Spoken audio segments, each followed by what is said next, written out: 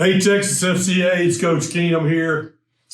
This is Bo Fowler. I already introduced him as the greatest Bulldog that ever lived.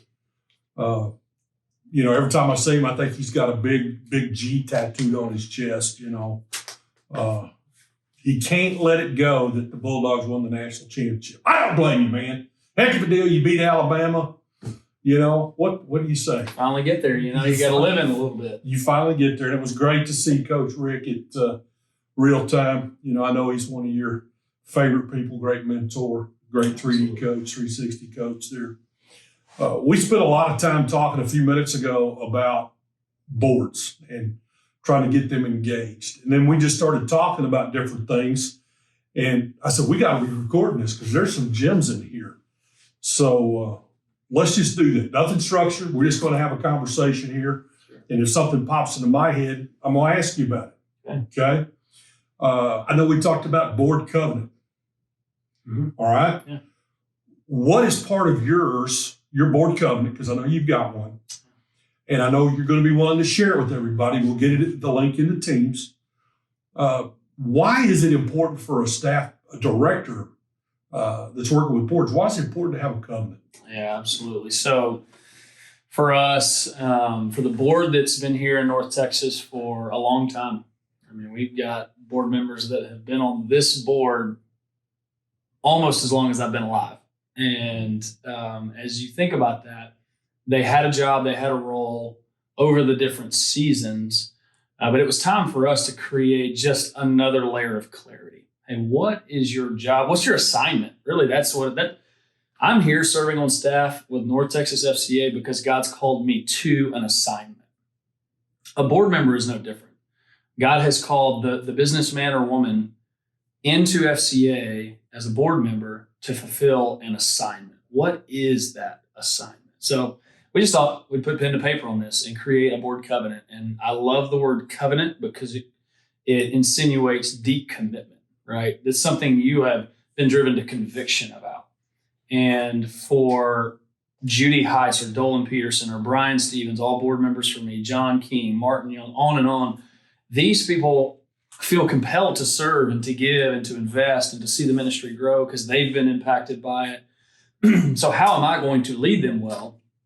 By creating clarity for their role, creating clarity for the structure. And as we map out those those commitments through pray, serve, give, we just are able to really make that really clear. So what are the key parts of your covenant? Yeah, so we ask our board members to pray. And we've got detail in there. We ask them to serve. And we create clarity around what that exact serving obligation or expectation is. You were talking about one of your board members was your talent advancement chair. Correct. And his job is to recruit. You've got 2 metro positions you're looking for. Correct. And his job is to recruit those 2 people 24/7. Yes, and he's got a day job, right? So, but his assignment on the board, when his assignment is done, there will be a Frisco Metro Director and a Northeast Texas Metro Director. So he's going to bring his expertise to the table from his corporate day job, and he's going to help us build. So that's part of his skill set. That's right. Okay. So having different backgrounds absolutely sure does make a difference. Absolutely. And I know in a metropolitan area, it might be a little easier than it is in a Permian Basin or an El Paso. But there's those folks out there, you just got to find them. That's right. Pray, serve, and what was the last one? And then give. Yeah. And we have a give or raise, but ultimately there are funds being receipted to the ministry. And a lot of people don't know what give or raise is. Yeah. Let's say your number's $3,000. The expectation that's clearly communicated that you're gonna ask them to sign this, right? That's right. And I hope I spelled covenant right. I think I did. But they're going to sign it. And they're either going to write a check for that $3,000 or they're going to get a golf team for $500 and a banquet table for $500 and maybe write a $1,000 check. And then their buddy's going to write one. So it doesn't matter how that comes to whatever that number is. That's right. They're going to work on getting that. That's right. Getting that there. I think that's really critical. But something you said, he had a day job. I hear staff all the time say, well, I'm afraid to ask the board to do this, or I'm afraid to, because they are busy, they are doing things. What's that balance for you? I coached Division III, and those guys were all volunteers. There was no scholarship money on the table for them. Right. I was going to expect a great deal of them. Just, it didn't matter whether they were getting scholarship money or not. Here's what it takes to get it done. Mm-hmm. So that may be a little different thought process than some folks. Where do you stand on something like that? Yeah. So, obviously here in North Texas, Dallas, Fort Worth being the Metroplex is huge. There are all types of people with all types of gifting, margin. But I also come from Lake Oconee, Georgia, which is very, very rural. So 10 years there, building a board there, building sustainable funding base there. The people are there. And I think this is really important for us. God's never going to call us to a task that he doesn't give us the resources to fulfill. And that comes from a coach saying he doesn't have enough time. No, if he is following Christ and he wants to be discipled and he wants to grow in Christ, he'll make time. I make time to go hunt and fish. People can make time to do what they love to do. And so for a board member, it really comes back so much to a clear vision cast and what is the opportunity that we have before us. Because if they're called to it, and I know we use the word calling a lot. Let's just say if they want to do it, if God has moved on their heart and they want to do it, they'll make time for it. There's that old 20, what do they call it, Pareto principle, the 20-80, 20% do 80% of the work kind of thing. Have you seen that on boards? Absolutely. Absolutely. You see that on boards, but I also believe you can build a team, right? And so the way my board structure, and if you think about a football team, I know we use a lot of football examples, but you got the head coach and then you got the coordinators. You got the coordinators and you got position coaches, right? So for me, my main guy is my board chairman. My board chair is the lead for all of our talent advancement captains, is what we call them. So, or our advancement lane captains, talent board, donor primarily is what we have right now. That's our key focus because of the initiatives we have on the table. So you have a small team that can build into those people, and you create small teams all along the way. There's consistent communication. There's greater levels of buy-in. And so you just slot the person into the appropriate level of leadership. I think that's a big part of it. I know we were talking a little while ago about quote unquote dormant board members, folks that you may not be seeing quite as often. Right.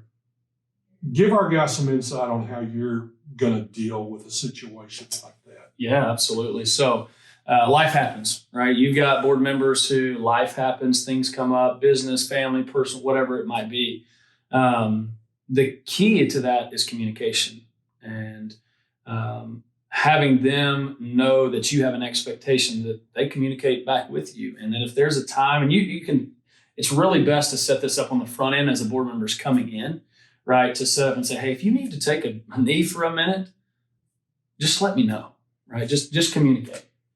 I think that's huge to just be in good communication, because what you've established when you have a board coming is you've made clear the expectations.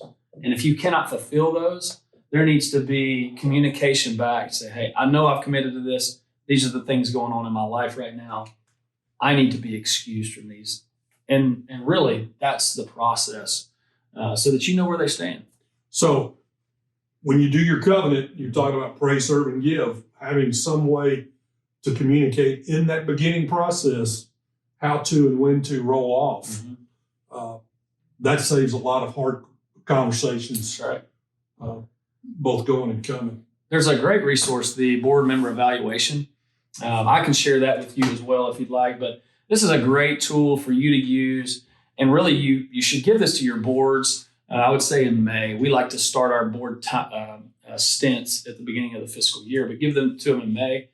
And going through that sheet, they will know, and they will be able to communicate to you, I can or I cannot fulfill these expectations. There's also, besides the board member eval, there's also the director eval for board members. That's right. Both of those can create great conversation starters that our directors really need to take advantage of, because it'll let them see perceived weaknesses that the board sees in them and things that they may need to shore up. And at the same time, gives a director an opportunity and a board chairman an opportunity to talk with a board member about this. And we'll make sure that both those things get on the teams. Yeah. Bo, I know we've talked about a lot of different things. Really what I get, the bottom line is the better you communicate with right people that have been called into this, don't be afraid to ask them to go above and beyond. Because if they're really called to this, that's part of what they want to accomplish. Mm-hmm. And if we're going to do big things, then we've got to take big strides and make big steps.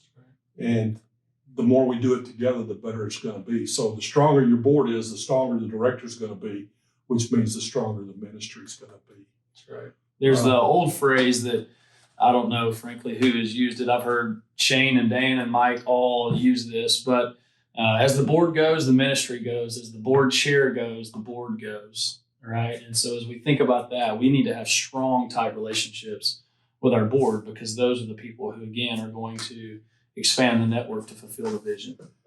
I guess what I just heard you say is the board chair. I was going to say key, but I'm going to say the linchpin. You know, you think everybody knows what a linchpin is? Well, it's that thing that kind of holds everything together. That's right. And that everything can move around. That's right.